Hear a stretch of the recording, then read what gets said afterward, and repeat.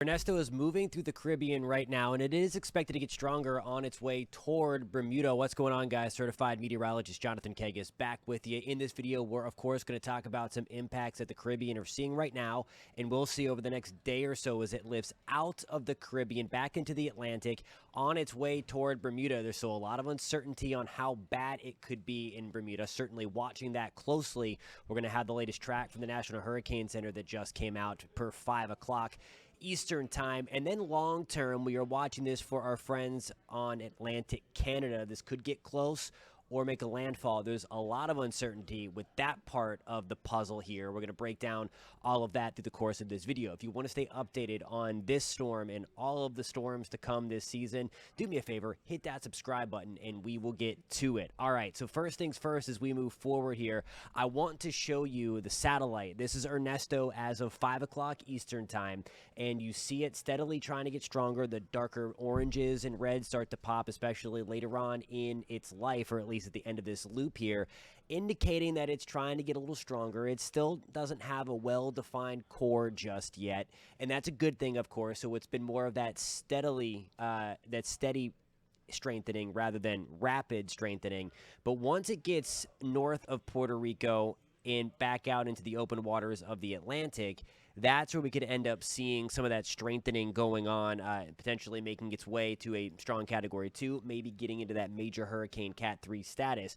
And I'll show you that here with the official forecast, and then we're going to go back into the Caribbean and break down some of what can be expected through the Virgin Islands and Puerto Rico as this now moves through our area. But there you go, 5 o'clock advisory, 60-mile-per-hour tropical storm pressure at 1,001 millibars. Remember, lower the pressure, stronger the storm. So here we go. By tomorrow, it is expected, and at least the core of this system will be north of Puerto Rico by this time. So early Wednesday morning, we are expected to have another hurricane on our hands, and then you see the strengthening as it bends east of the Turks and Caicos. So there we go, the Turks and Caicos off to the left of your screen, and then steadily getting stronger. There we go. By Thursday, we are into Category 2 status, and then closing in on major hurricane status as we get toward Bermuda. So there we go on Saturday, and again, it's going to be close for Bermuda. There's a lot of guidance if you've been watching the models, and we're going to take a look at some that show this thing making a direct hit or passing well to the left or well to the right, east or west. So obviously if it goes way out here, it's going to be much, much better than if it goes right smack dab in the middle of the cone. Remember, the cone just projects where the center, the core, the worst of the worst could go. So again, if the core stays out here, the impacts are going to be much, much lower on Bermuda than what it would be if it went right smack dab up the middle of the cone, which of course it can do. It's just as high a probability going to the east or west than it is right up the center. So again, keep that in mind as well. And then as we back this out, as we go forward, the cone widens a little bit, and we'll talk about why that is coming up in just a couple of minutes toward the end of this video. So my friends in Canada and New England, stick around for that because we're about to go back into the Caribbean. But you see still a Category 2 hurricane here by Sunday afternoon. And then this is where, okay, we have some questions. Does it follow the western side of the track and get pretty close to New England? Does it continue to go down the center here and head towards Nova Scotia? Or we can take it to the east side of the track and then it misses everything, which is what we are all rooting for. But there's going to be some outcomes that we're going to watch, some features that I'm going to break down for you, and we're going to break down together towards the end of this video. So first things first, though, I do want to get us back into the Caribbean. We're going to talk about the rainfall, and again, it could be prolific, especially on the eastern side of Puerto Rico. So what we have here, this is going to be the rainfall through about Wednesday night. It says through Thursday, but really the rainfall from Ernesto stops on Thursday. So you see 2.6, and again, typically when we're looking at a model like this, it's going to underdo the tropical moisture is going to be underdone a little bit. So we're really talking more like 4 to 8 inches on the eastern side of Puerto Rico, maybe 1 to 3 inches on the western side of Puerto Rico, getting toward closer to the Virgin Islands. 2 to 4 inches of rain, I think, is a good bet. And same deal here because Ernesto is still moving fairly fast. That's one of the reasons, again, thankfully, that has really put its crazy strengthening on hold. It can't be moving too fast.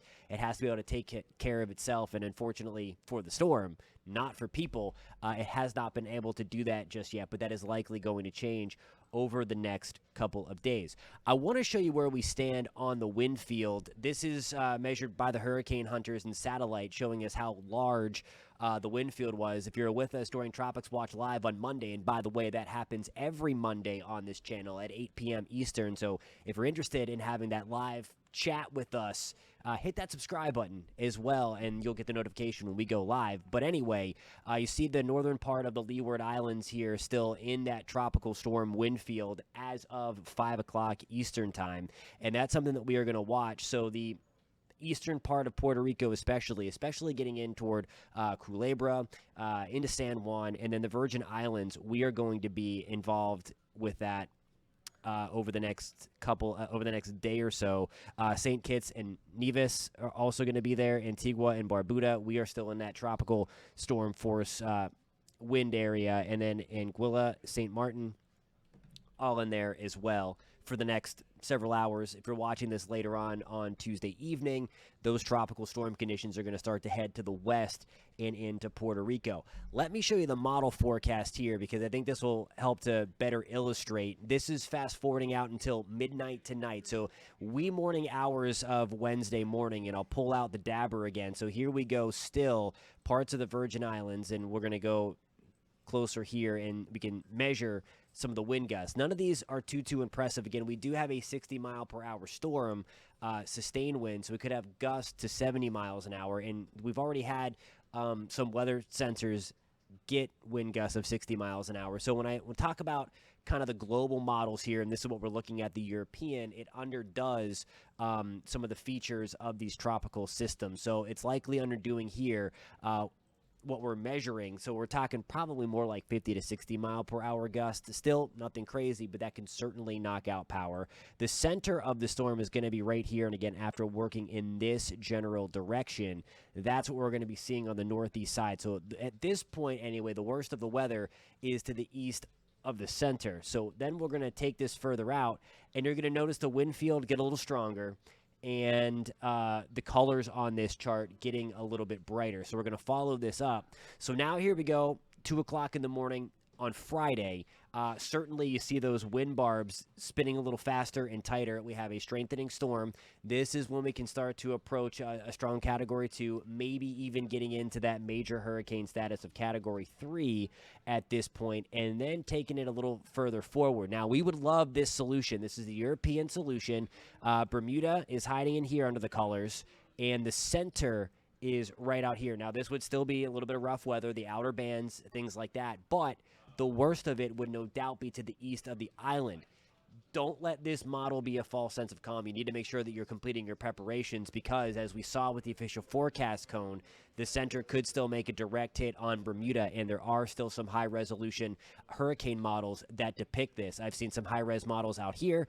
I've seen some high-res models kind of smack dab over Bermuda as well over the last 6 to 12 hours. So again, it's something you need to make sure you prepare for, and we're going to hope for this solution where the storm goes to the east, because if it's going to the east of Bermuda, that means it's likely going to go to the east of the Canadian Maritimes. I'll show you why we still have some issues on kind of calling it a quote-unquote fish storm beyond the Caribbean. Heard a lot of people say that, and again, it's not fair to the people in the Caribbean that are dealing with this thing. So this was never going to be a complete fish storm. We're hoping it's the case for the rest of its life, but nonetheless, we cannot close the door on that just yet, and I will show you why in a second. I want to show you some of the spaghetti models. We're going to zoom in and take a closer look. This is going to go out to early Monday, so of course, tight agreement down here, moving through the extreme northeast Caribbean, some of those passing over the northeast corner of Puerto Rico, and then lifting up to the north, and then this is where it gets close to Bermuda. So again, most of the computer forecasts are to the west of Bermuda. The European does not have one of these squiggly lines that goes through. It's not run as a computer model like this, or a spaghetti model. So you saw it way out to the west, way out to the east. So already that could certainly be an outlier when you have all of these other reliable computer models right around Bermuda into the west. And then that helps to get it closer to land as we move to Nova Scotia, and then especially Newfoundland as we work our way. This is again going to be into Monday. So this is still ways away, about 6-7 days away from potentially impacting the Canadian Maritimes, something we are going to watch. Now, I keep on saying I want to end with this, some breakdown of what we're watching steering this thing. And this is going to be important. The two things in play are going to be this dip in the jet stream. That's that blue right here, okay? This dip in the jet stream, this little upper low, that blue, kind of weakened the high pressure center. So the southeast corner of the U.S., you can thank this that we're not dealing with Ernesto right now or in a couple days.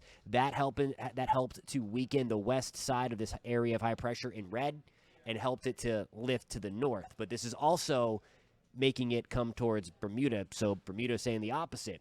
Anyway, this big ball right here, that is going to be Ernesto. This is the 500 millibar chart here, and a couple of things start to happen.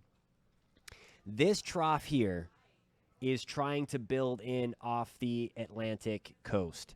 So it's going to help to do one of two things. If they meet up in the right way, it's going to help to kind of grab it. It's not like Sandy, but kind of like Sandy, because there was an upper level trough right there, and it dug and it kind of pulled it back in. We all know how that went for my friends in New England. It's not going to be that completely for us there. But what we also have going on, you see they kind of attach a little bit, so it's trying to do that, but it helps to slingshot it a little bit further north, and the GFS, what we're looking at now, does have direct interaction with Nova Scotia. This is going to be on Monday. This is at 2 o'clock, 3 o'clock in the afternoon on Monday, and then direct impacts to Nova Scotia. What we're looking at is, and you can kind of see how it goes up and over this area of high pressure. It depends on how much that builds back in as well, because if you see, as this starts to nudge further to the west, further to the Atlantic coast, it helps to kind of block it from going completely out. We want that to happen a little bit faster so that it does go up and over that area of high pressure, and there it is right there. But we obviously want to do that before it has any interaction with land, and then it looks like it could be pretty stormy closer to Iceland. There you go. That's August 23rd. That's way out there. That's 10 days away. But maybe have to watch in parts of the United Kingdom, Ireland, and then certainly Iceland. That's where that plays for a non-tropical big storm out that way. So we can keep an eye on that for our friends in the North Atlantic as well. Alrighty, guys, be safe. We're thinking of the Caribbean tonight. Again, a 60-mile-per-hour tropical storm. Ernesto continues to slide on through.